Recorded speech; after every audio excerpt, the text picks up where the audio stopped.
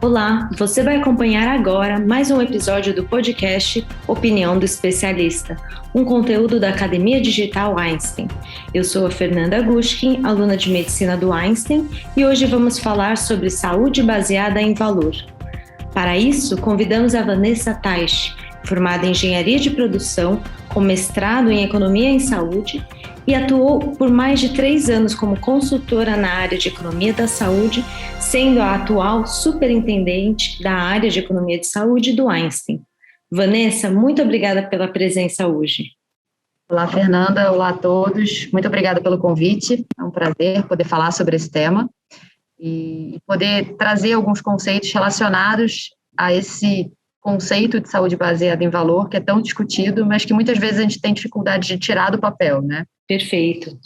Para começar, Vanessa, o que entendemos hoje como valor em saúde, como é conhecido Value-Based Healthcare, a sigla VBHC, e como esse conceito pode influenciar na qualidade de um sistema de saúde? Bom, a definição teórica de valor em saúde, ela surgiu com uma publicação e uma definição do Michael Porter, que defende que a gente deve medir o valor que é entregue para os pacientes no sistema de saúde como uma divisão entre os desfechos que são alcançados por esses pacientes e devem ser resultados que sejam relevantes para os pacientes, isso comparado ao custo que é necessário para alcançar esses desfechos. Então, quando a gente pensa do ponto de vista teórico, eu quero entregar o melhor resultado clínico e de qualidade de vida possível para esse paciente ao menor custo possível. Parece fazer muito sentido, e é muito bem aceito que a gente queira perseguir esse objetivo de entregar valor em saúde. E é claro que se a gente consegue alcançar isso, a gente melhora a qualidade do sistema. Por quê? Porque significa que ou eu vou entregar mais saúde para as pessoas com o mesmo custo que eu tenho hoje, ou eu vou ser capaz de entregar a mesma saúde e qualidade de vida para os pacientes, ou até um pouco melhor, com um custo menor, porque eu vou evitar os desperdícios. Então, isso faz sentido do ponto de vista de sustentabilidade. O que é muito difícil é transformar esse conceito e esse objetivo em ações práticas, porque ele acaba, às vezes, ficando tão teórico que é difícil a gente converter em atividades, iniciativas específicas. Com certeza, Vanessa. Essa definição de valor já ajuda muitos dos ouvintes a entenderem que valor não se trata de custo, são termos diferentes, não é só o lado financeiro, é um alinhamento tanto entre trazer um desfecho bom, de qualidade, com um custo adequado. E como você falou, essa parte de converter a teoria para a prática é um pouco do que a gente gostaria de ouvir de você, já que o Einstein, desde 2017, criou uma área focada no VBHC, concentrando as estratégias de saúde baseada em valor. Você pode explicar um pouco como as iniciativas desse escritório foram evoluindo ao longo dos anos, dando alguns exemplos? Claro. A gente tem uma parte dessa questão da discussão de saúde baseada em valor que é fundamental, que é ter dados disponíveis e dados de qualidade e que sejam confiáveis para a gente fazer as análises sobre essa entrega de valor. E aí, por isso, a gente tem um investimento grande nesses dados, tem uma área de epidemiologia que é muito focada em indicadores institucionais. Então, hoje a gente apoia outras áreas dentro da instituição na geração desses indicadores e compila esses indicadores. Então, por exemplo, a gente precisa ter indicadores de segurança. Se a gente é tratado num hospital, a gente deveria receber a informação de qual é a taxa de infecção da corrente sanguínea em pacientes que usam catéter venoso central, por exemplo. Qual é a taxa de pneumonia associada à ventilação mecânica dentro de um hospital? Resultados que a gente pode chamar de um desfecho clínico, né? Então, por exemplo, qual é a mortalidade dos pacientes internados com determinada condição clínica? Qual é a taxa de readmissão relacionada e não planejada das internações clínicas e cirúrgicas dentro de um hospital por diferentes condições clínicas? São desfechos relativamente básicos, se a gente pensar, né? Informações relativamente básicas que a gente deveria ser capaz de fornecer aos pacientes. Idealmente, por que não os pacientes usarem essas informações até para escolher onde eles vão ser tratados? Mas não há um conceito de uso dessa informação na prática. para identificar quais são as melhores performances. Então, tem um investimento muito grande em ter informação de qualidade e divulgar essas informações, né? Então, a gente tem relatórios de sustentabilidade, relatórios de desfechos e de segurança, onde a gente publica esses nossos indicadores.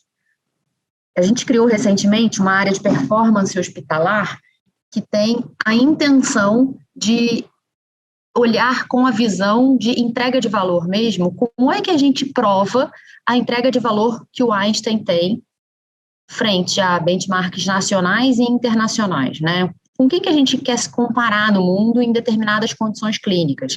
E aí a gente identifica esses benchmarks nacionais e internacionais, identifica quais indicadores a gente consegue comparar com essas outras instituições. E quando a gente entra nessa questão de comparação, muitas vezes é necessário que a gente desça ao nível da condição clínica, né? Porque é muito difícil você fazer uma comparação genérica, por exemplo, de mortalidade ou de qualidade de vida, se você está falando de hospitais que têm perfis de pacientes muito diferentes. E aí, por isso, a gente liga essa análise de performance hospitalar com uma outra área dentro da economia da saúde, que é a área da célula de desfechos, que é uma área que fica responsável pela mensuração dos chamados PROMs, que são Patient Reported Outcome Measures, medidas de desfechos reportadas pelos pacientes, e tem o objetivo de medir aspectos que são relevantes para os pacientes no contexto de uma determinada doença. Então, por exemplo, a gente tem algumas condições clínicas relacionadas à ortopedia que são acompanhadas por esse grupo. Então, se um paciente interna para fazer uma cirurgia de quadril eletiva, porque esse paciente tem osteoartrose de quadril, a gente tem a expectativa de melhorar a vida desse paciente, que ele sinta menos dor depois da cirurgia, que a funcionalidade física dele melhore. Como é que a gente consegue provar que isso aconteceu? A gente aplica questionários de funcionalidade física e qualidade de vida antes da realização do procedimento e a gente acompanha esse paciente em determinados períodos após a realização do procedimento. Então, especificamente, 90 dias, 6 meses, 1 ano após a realização do procedimento, para comprovar se aquele ganho que a gente esperava proporcionar para os pacientes foi alcançado. E aí a gente compara os resultados que a gente alcança aqui com resultados de outros, muitas vezes de outros países. Por quê? Porque é muito difícil a gente ter dados nacionais de outras instituições publicamente disponíveis. Então, essa é uma das formas que eu acredito que a gente poderia demonstrar a entrega de valor e precisa fazer de uma forma mais sistemática. Existe até uma iniciativa da ANAP, que é a Associação Nacional de Hospitais Privados, para criar um benchmark destes desfechos específicos por condição clínica para algumas condições clínicas que estão sendo priorizadas, e esse pode ser um embrião para uma iniciativa maior de análise de valor. Isso está dentro dessas áreas de desfechos e de performance hospitalar aqui dentro do Einstein. E a gente espera ampliar essas iniciativas, né? Tem uma outra iniciativa dentro da economia da saúde que é de avaliação de performance médica. Então, há vários anos já existe um processo de segmentação médica, onde os médicos são classificados dentro da instituição em diferentes estratos, baseado em quê? Baseado em alguns pilares. O pilar que mais conta para isso é o pilar de qualidade assistencial, onde a gente mede a adesão do médico aos protocolos institucionais, o correto preenchimento de prontuário, questões relacionadas à prática dele. O segundo pilar de volume, então qualidade assistencial tem um peso de 45% nesse score, o pilar de volume tem um peso de 35%, e aí a gente tem 10% que vem do pilar de educação e pesquisa, que é a dedicação desse médico a essas atividades, e 10% do pilar de atividades voluntárias. E isso cria um score para esse médico, com a intenção de incentivá-lo a cada vez mais aderir a esses protocolos, em especial, que são protocolos que são já comprovados que trazem maior segurança, por exemplo, para os pacientes. Então, essa é uma iniciativa para a gente estimular boas práticas dentro da instituição, o que está ligado à entrega de valor, né, dentro daquele conceito de que eu quero dar o melhor desfecho possível para esses pacientes. E dentro do conceito de que a gente quer fazer isso com o menor custo possível, a gente também faz uma avaliação da variabilidade da prática clínica na realização dos procedimentos. Então, quando um paciente, e a gente está fazendo agora até um piloto especificamente com o time da ortopedia, que vai ampliar para as outras especialidades, olhando, por exemplo, para tempo de permanência dos pacientes, que têm complexidades semelhantes, a gente usa o DRG para medir complexidade, e que ficam, por exemplo, em tempos de internação diferentes dentro do hospital. Será que a gente não poderia rever isso? Isso é uma questão de prática, uma questão realmente relacionada a uma necessidade clínica do paciente? não poderia manter os pacientes menos tempo dentro do hospital, né? Isso é bom para o paciente, reduz o risco relacionado a estar dentro do hospital para o paciente. Então, e aí a gente leva isso junto com o programa de ortopedia, no caso, mas seria junto com os outros programas dentro da instituição, para dar feedback para o médico e discutir aquela situação e identificar oportunidades de melhoria.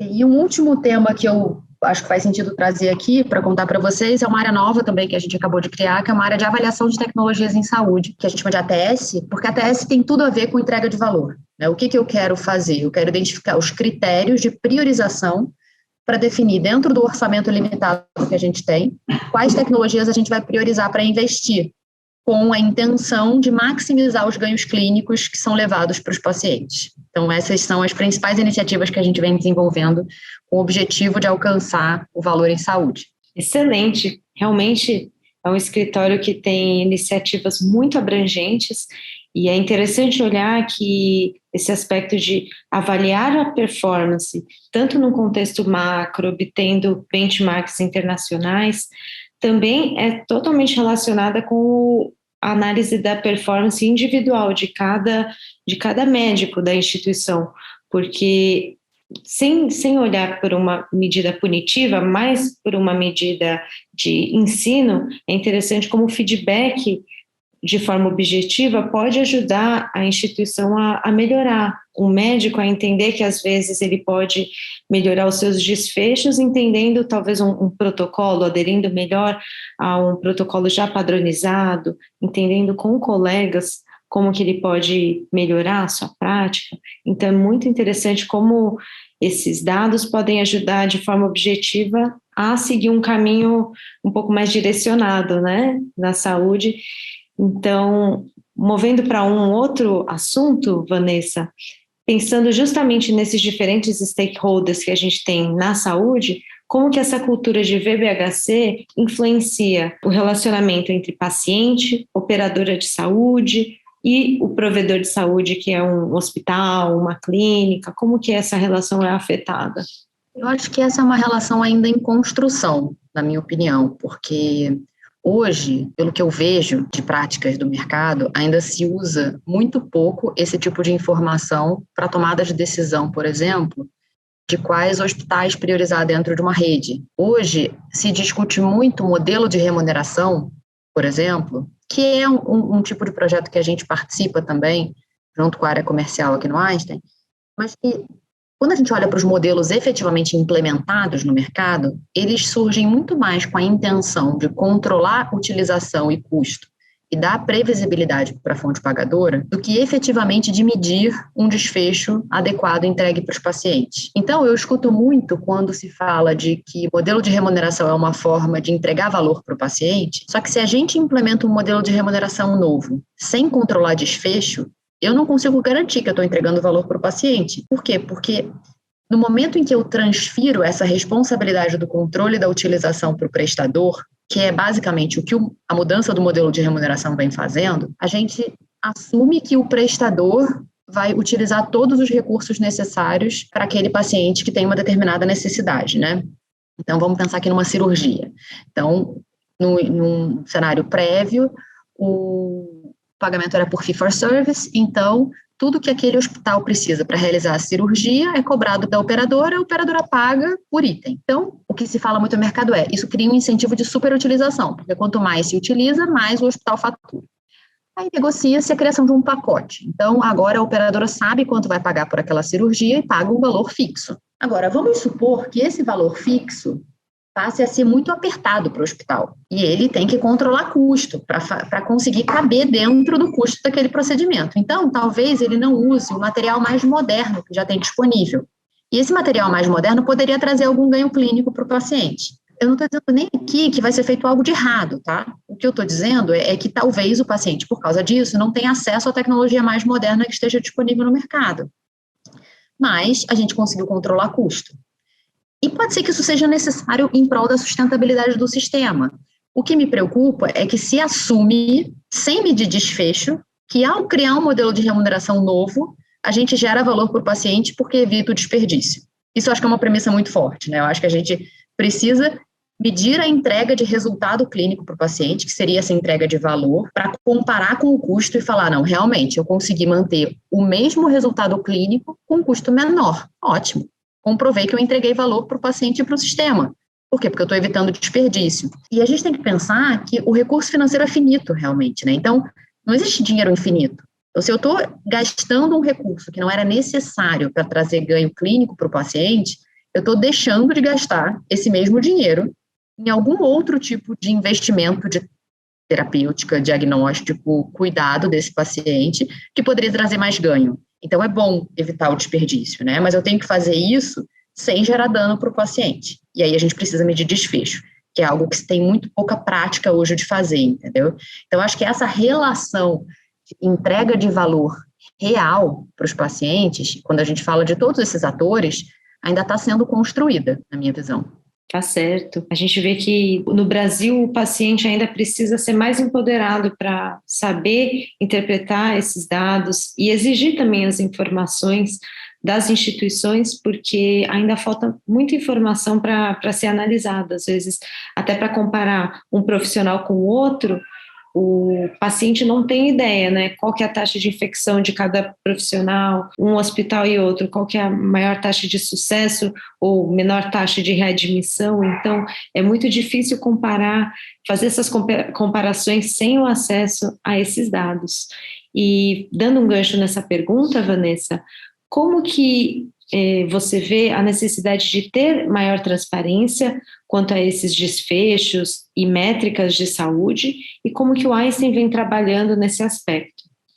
Eu acho que há uma necessidade muito grande de aumentar a transparência desses dados. Tem um ponto bem importante que você comentou, que é a importância de os pacientes passarem a cobrar essas informações, porque a sensação que eu tenho hoje é que os pacientes nem sabem que eles deveriam cobrar esse tipo de informação. Eu tenho feito um paralelo que é absolutamente ilustrativo aqui, né? Mas com outras áreas da vida das pessoas, onde a gente espera mais informação para tomar uma decisão do que no mundo da saúde, quando a nossa vida está envolvida, né? Quando a gente vai ficar hospedado num hotel, a gente busca várias informações disponíveis na internet e vê a avaliação das pessoas, a gente vê a nota que foi dada para vários atributos daquele hotel, a gente olha por ano, a gente olha um monte de coisa. E aí a gente toma a decisão de onde a gente vai ficar. Quando a gente vai fazer uma cirurgia, a gente não olha nada disso. A gente avalia, na verdade, a gente recebe geralmente a indicação de um profissional de saúde, um profissional médico, que é um profissional de confiança de uma pessoa que a gente confia, geralmente, porque a gente também não tem indicadores publicamente disponíveis. E aí esse médico indica um hospital, e aí, como a gente está confiando nele, a gente confia no hospital, mas a gente absolutamente não tem ideia de qual é o histórico da realização daquele procedimento, das taxas de complicação, taxa de infecção, readmissão hospitalar, mortalidade, qual é a expectativa de ganho de funcionalidade, quanto que eu deveria esperar de melhorar fazendo essa cirurgia, qual a taxa de complicações. Então, existem procedimentos que têm riscos inerentes, né? Uma das condições que a gente acompanha aqui na célula de desfecho são os pacientes que fazem cirurgia de próstata. E existem complicações relacionadas ao procedimento, por exemplo, um percentual dos pacientes que têm uma taxa de incontinência urinária grave, pacientes que têm uma taxa de disfunção sexual grave, e isso não é conhecido previamente, né? Quais são esses riscos reais que os pacientes correm quando são submetidos a determinados procedimentos, qual o impacto que isso pode ter na qualidade de vida dos pacientes. Então, é super importante que esses dados sejam divulgados e que os pacientes tenham conhecimento de que eles deveriam existir, esses dados, e cobrem esses dados, tanto dos profissionais de saúde quanto dos hospitais onde eles serão tratados. E em relação a isso, o Einstein tem divulgado os desfechos desses programas que a gente acompanha na célula de desfechos, dessas condições clínicas acompanhadas. Então, anualmente, a gente publica um relatório de cada um dos programas, e, inclusive, a gente tem aqui o plano internamente de transformar esses relatórios em dashboards que possam ser atualizados em tempo real, ou pelo menos mensalmente, no nosso site, e que a gente possa cada vez mais divulgar esses dados e também educar os pacientes a entenderem esses dados, né? Porque a gente fala muito de que a gente quer ter, ou que a gente tem um sistema de saúde centrado no paciente, e que a gente quer gerar valor para o paciente, mas a gente precisa envolver mais o paciente para entender o que é valor para ele. A gente está medindo os aspectos que ele realmente valoriza. Então, a gente também tem tido iniciativas nesse sentido, de envolver mais os pacientes nessa discussão, até para entender se o que a gente está medindo é o que os pacientes valorizam e esperam alcançar com aqueles tratamentos. Muito bom.